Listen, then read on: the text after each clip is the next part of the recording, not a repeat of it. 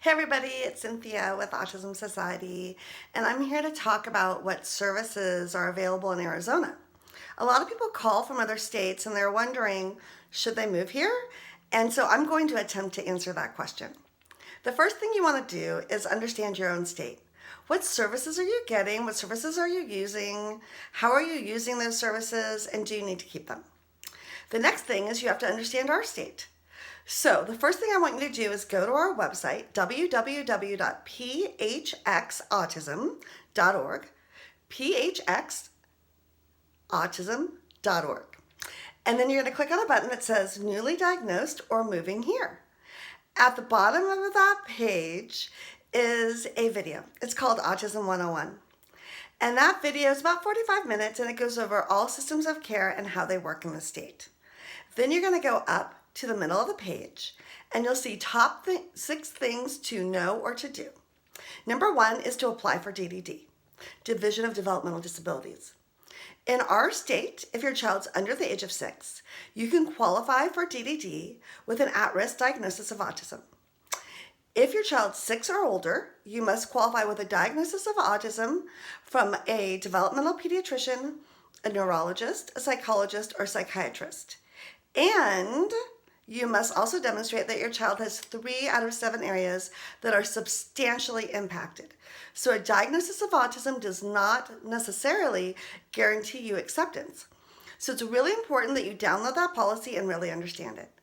The second thing to do is to go to number 2, which says apply to All-Tex. All-Tex, or long-term care, is our Medicaid funding source. So in this state, you have to apply to 2 programs to get services. DDD alone only provides support coordination.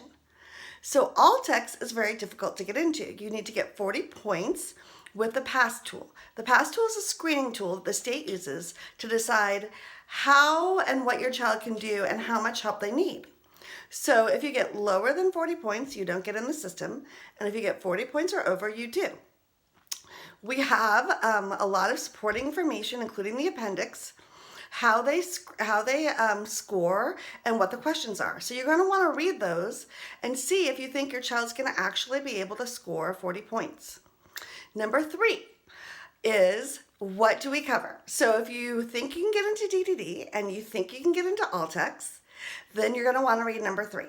Number 3 has the policy manuals that go over what's covered here and what isn't covered here. So every state covers things differently, and it's important for you to know how our state works. So, for instance, in California, a parent can get paid for taking care of their child. In Arizona, that's not a service we offer unless your child's over 18 and you're a provider for that child. So it's important to know that, because people move here from California and they're shocked when they learn that we work differently. So every state works differently.